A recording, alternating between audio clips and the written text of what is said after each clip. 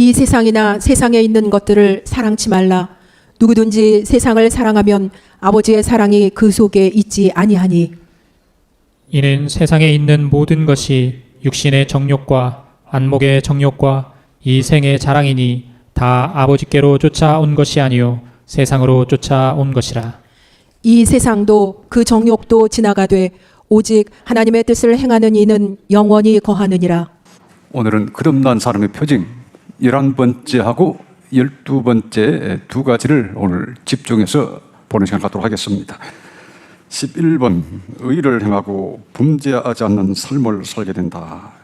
하나님께로 난 자는 죄를 짓지 않는다. 죄를 짓는 자는 마귀에게 속한 자이다. 사도 요한은 말했다. 내가 그의 의로우신 줄을 알면 의를 행하는 자마다 그에게서 난 줄을 알리라. 이러므로 하나님의 자녀들과 마귀의 자녀들이 나타나나니 무릇 의를 행치 아니하는 자나 또는 그 형제를 사랑치 아니하는 자는 하나님께 속하지 아니하니라. 성경은 사람이 거듭나게 되면 악한 자가 만지지도 못한다고 하였다. 하나님께로서 난 자마다 범죄치 아니하는 줄을 우리가 아노라. 하나님께로서 나신 자가 저를 지키심에 악한 자가 저를 만지지도 못하느니라. 하나님께로 난 자마다 죄를 짓지 않는다. 얼마나 이 대단한 말씀입니까? 오늘날 이 말씀에 비추어보면 진정으로 거듭난 사람이 얼마나 될 것인가 한번 깊이 생각하면서 또 보시기 바랍니다. 그 다음 보겠습니다. 스펄전은 다음과 같이 말했다. 그러므로 우리는 요한일서 3장 9절에서 또 하나의 같은 생각을 볼 수 있습니다. 하나님께로서 난 자마다 죄를 짓지 아니하나니 이는 하나님의 씨가 그의 속에 거하며 저도 범죄치 못하는 것은 하나님께로서 났음이라. 다시 말하자면 그리스도인의 생활의 성향은 죄로 향하는 것을 좋아하지 않습니다. 그리스도인이 죄 속에 산다는 것은 그의 삶에 대한 올바른 묘사가 아닙니다. 도리어 그에게는 죄를 지을 수 없는 내적 원리가 있으므로 죄를 대항하여 싸우고 투쟁할 것입니다. 새 생명은 죄를 짓지 않습니다. 하나님께로서 났으므로 죄를 지을 수 없습니다. 옛 성품은 새 생명을 거슬러 싸우지만 새 생명이 그리스도인 안에서 아주 우세하여 그가 죄의 삶을 살지 않도록 합니다. 여기 보면 새 생명은 죄를 짓지 않습니다. 하나님께로서 났으므로 죄를 지을 수 없습니다. 그래서 펄전 목사님은 설교의 왕자라 할 정도로 2000년 기독교사에서 설교자로서 화려한 설교자로서 유명하신 분인데요. 우리가 대각성 운동의 일꾼들 조지 필드라든지 조나단 에드워즈, 존 웨슬리 이런 분들 사역에 비하면 이분은 영국에서 목회를 하신 분이에요. 그래서 상당히 이제 온유하다는 그런 인상을 주는 그런 분이신데도 불구하고 상당히 강력하게 말씀을 합니다. 이 스펄전이 청교도 신학에 아주 깊이 심취하신 목사님으로도 유명하죠. 그런 맥락에서 이걸 보시면 되겠습니다. 여기 보면 새 생명은 죄를 짓지 않습니다. 하나님께로서 났으므로 죄를 지을 수 없습니다.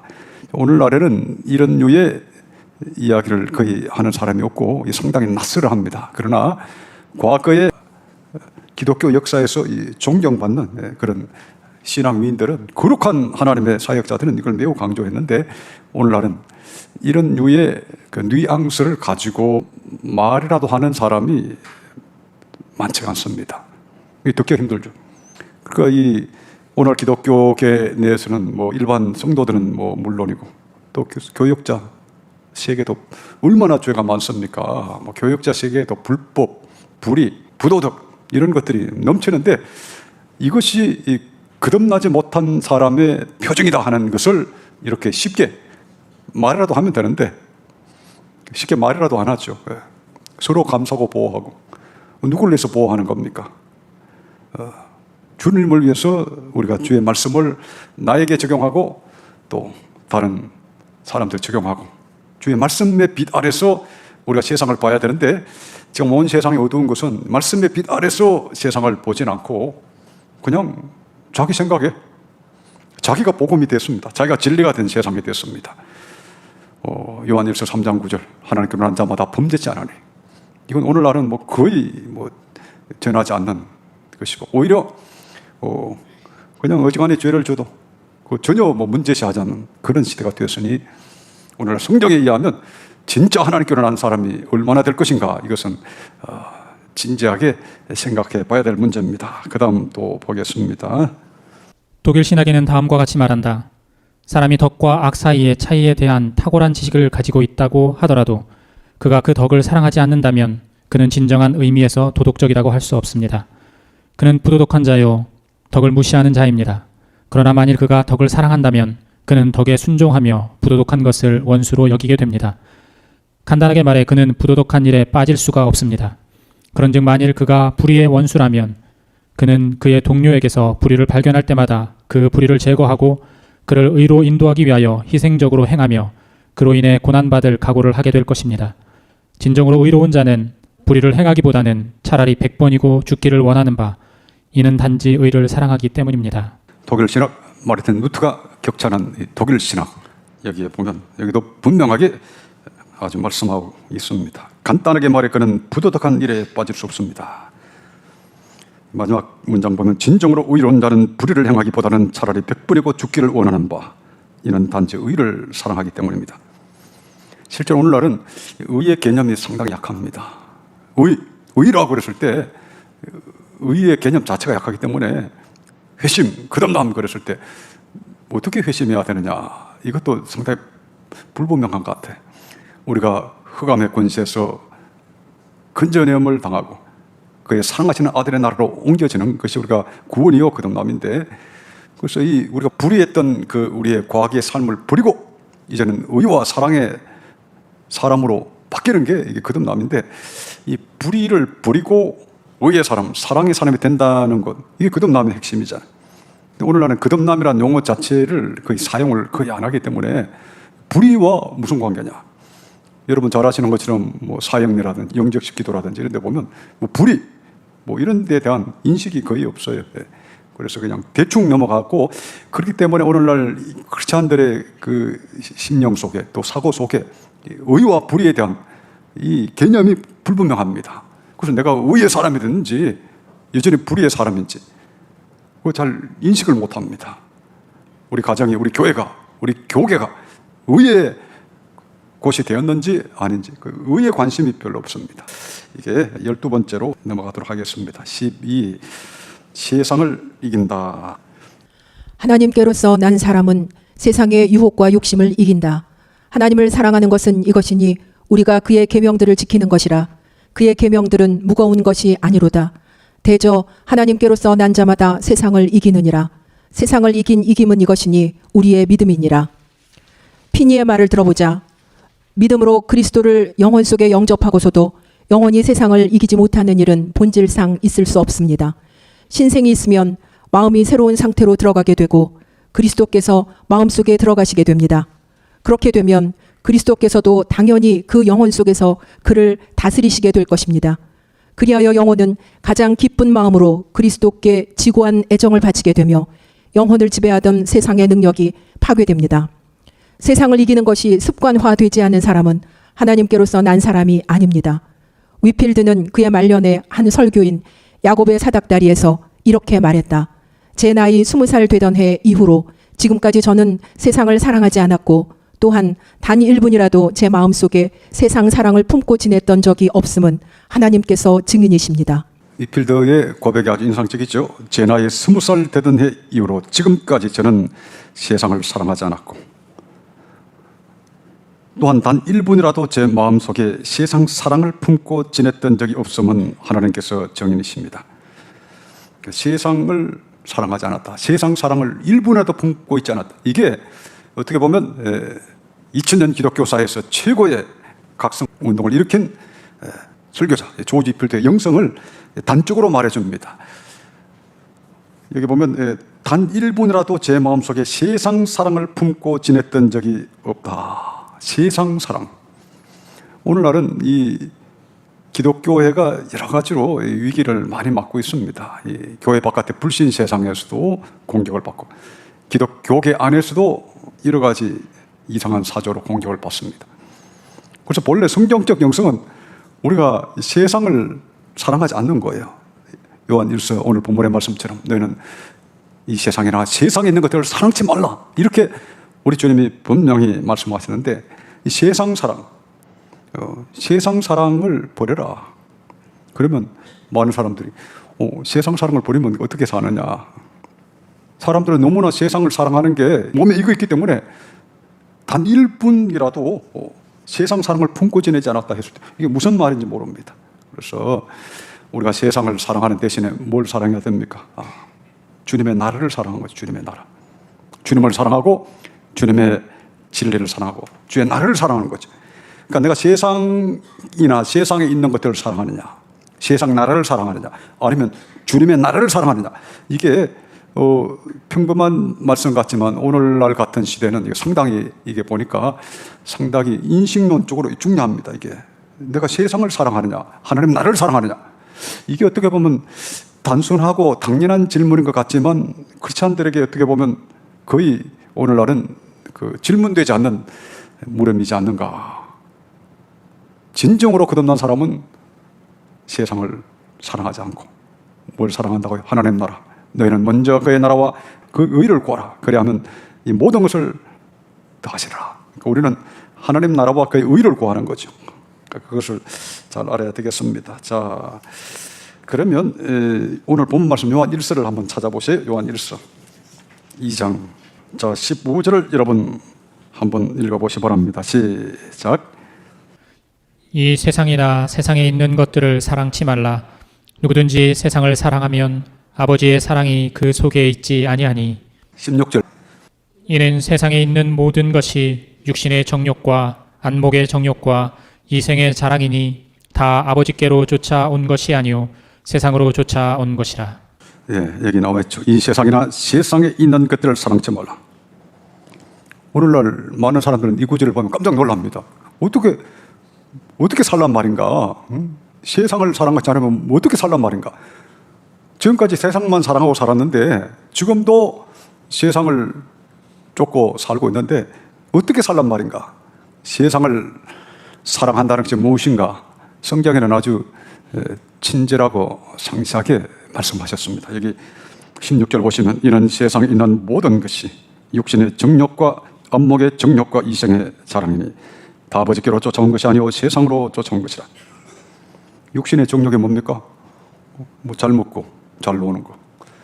그러니까 지금 오늘날 마지막 때 위기가 뭡니까? 배도라 그랬을 때 뭐 이렇게 뭐 오늘 뭐 공산주의도 무섭고 여러 가지 뭐 이슬람교 위협도 무섭고 뭐 무신론의 공격도 무섭고 그렇습니다만은 이 세상에 이 배도라고 하는 것이 지금 각 방면에 지금 뭐 교회를 죽이려고 사단이 온갖 수단 방법을 가리지 않고 뭐 전면적으로 공격하고 있습니다.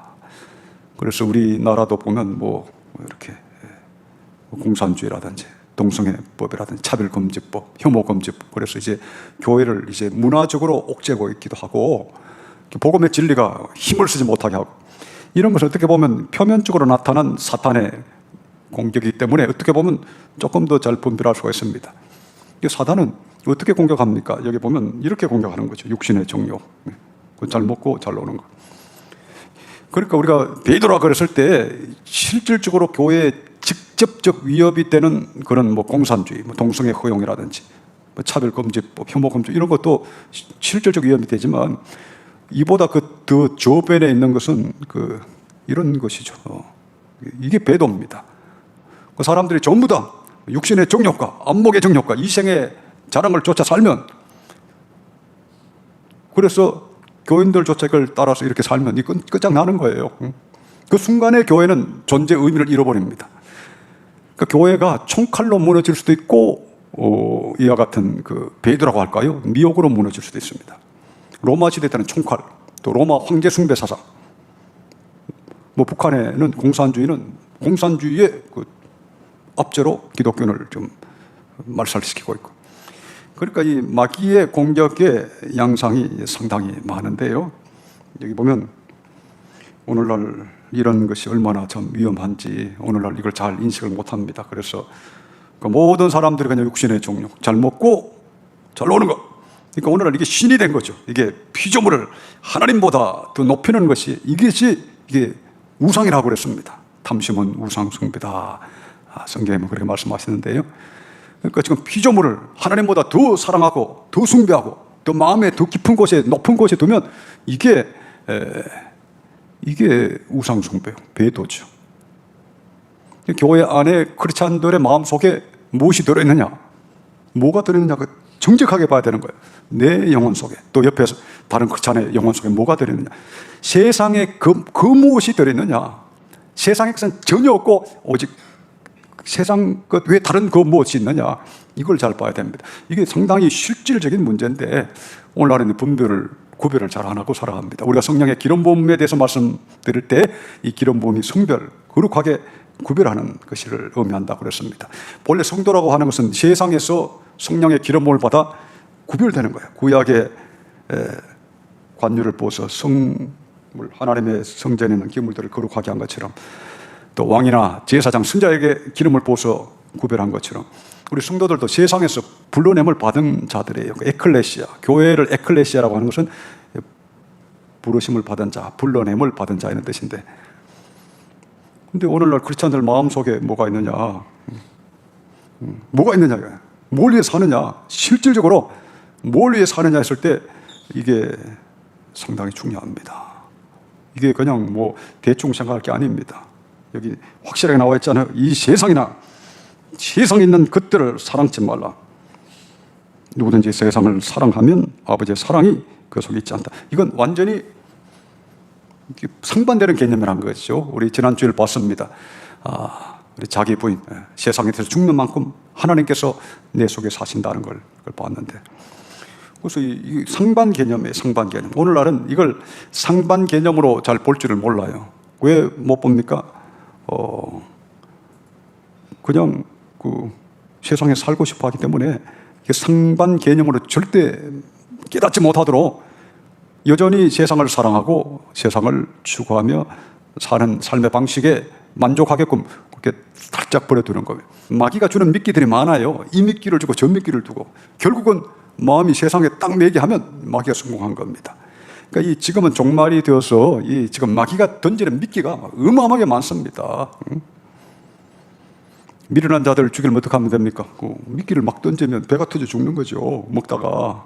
오늘 종말의 현상이 뭐 박해라든지 핍박으로 칼로 위협하는 것도 있지만, 마귀가 각종 미끼를 던져서 우리 마음에 하나님을 향한 순수한 마음, 주님을 향한 순수한 진실한 마음, 깨끗함에서 떠날까 사도 바울이 염려한다 그랬는데, 주님을 향한 진실함과 그 깨끗함에서 떠날까 염려한다 그랬잖아요. 그러니까 주님을 향한 진실함만 남아야 되는데 오늘날은 주님을 향한 진실함만 남지 못하게 계속 세상의 미끼를 이렇게 던지고 저렇게 염려로 던지고 욕심으로 던지고, 그러니까 염려에 걸리든지 욕심에 걸리든지 둘 중에 하나 걸려서 계속 고생하는 겁니다. 자, 16절을 여러분 다시 한번 읽어보시기 바랍니다. 시작. 이는 세상에 있는 모든 것이 육신의 정욕과 안목의 정욕과 이생의 자랑이니 다 아버지께로 쫓아온 것이 아니요 세상으로 쫓아온 것이라. 육신의 정욕, 안목의 정욕하면 눈에 보이는 정욕이죠. 안목, 소유욕을 말합니다. 오늘날은 안목의 정욕이 지금 인류 역사상 최고조에 달한 겁니다. 물질 문명이 얼마나 발달했습니까? 아이들 정신이 이제 공허합니다. 마귀가 완전히 지배를 해서 지금 자란 아이들은 하늘을 봐서 하나님의 거룩함을 느끼는 아이가 얼마나 될까요? 스마트폰, 어릴 적부터 스마트폰 좋은 거 사달라고 그러고 세상적인 것이 너무나 지금 길들여져 있어. 하늘을 보고 거룩하신 하나님, 또 자기 양심, 이거 생각할 아이들이 얼마나 되겠어요?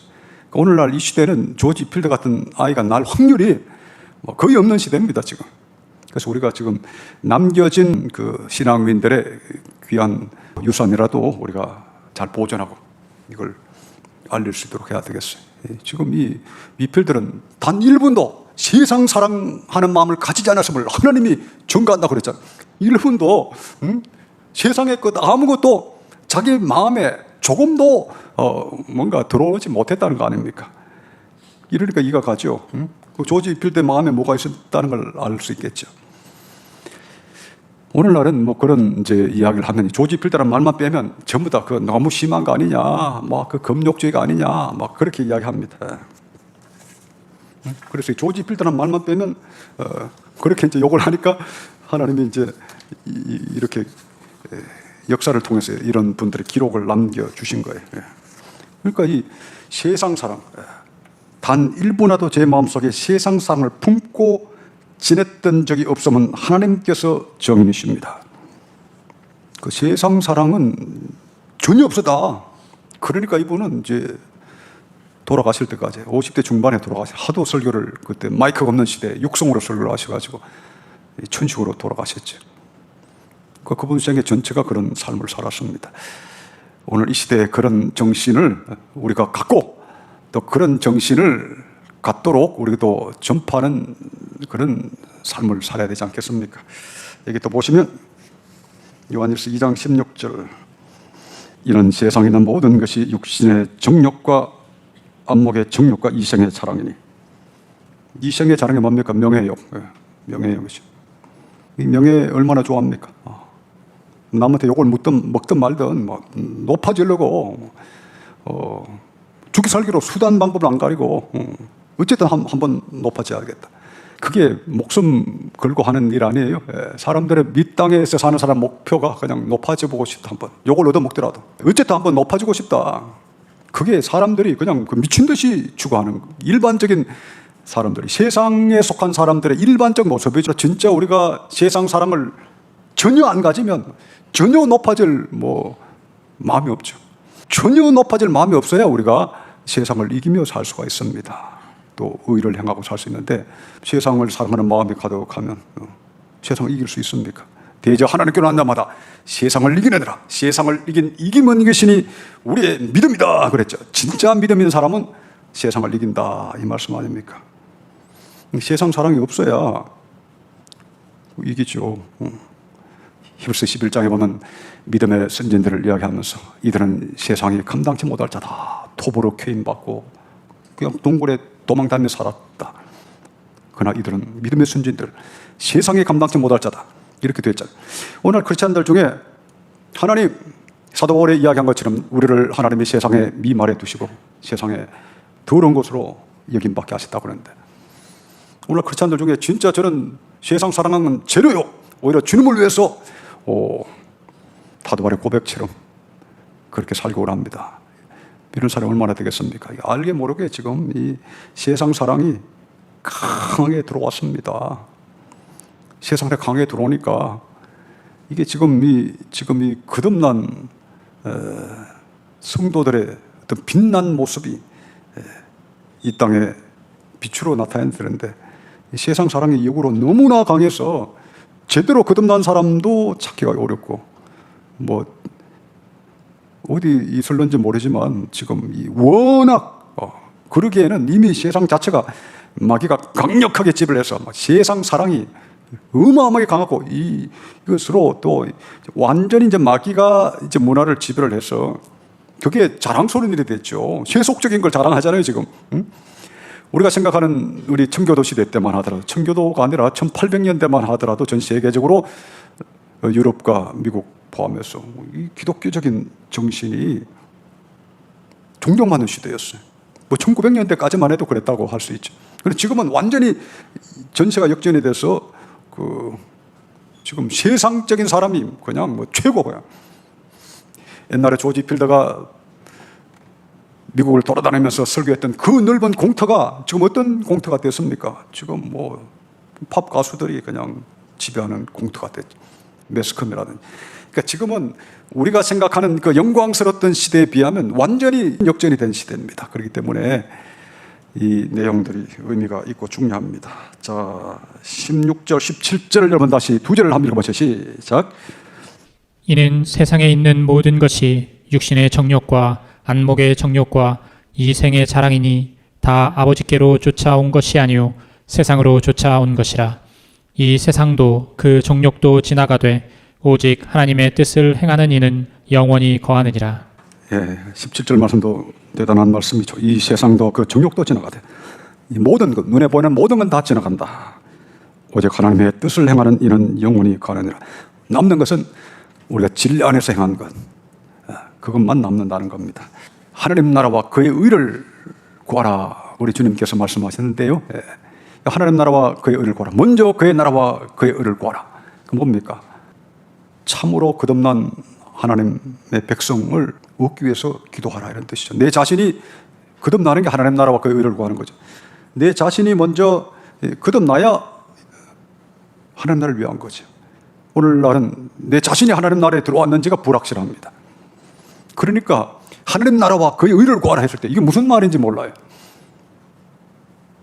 그냥 엉뚱한 일 하면서 그게 하나님 나라와 그 의를 구하는 줄 압니다. 왜냐하면 자신이 거듭나면 이 거듭남이 얼마나 중요한 걸 알기 때문에 내 자신이 거듭날 뿐 아니라 내 가족이 거듭나기 위해서 노력하고 또 교회 성도들이 거듭나기 위해서 노력하고 땅의 기독교회가 더 거듭난 성도들로 채워지기 위해서 노력하고 또 이 지구상에 있는 많은 영혼들 이 거듭남의 역사에 참여하기 위해서 노력하지 않겠어요?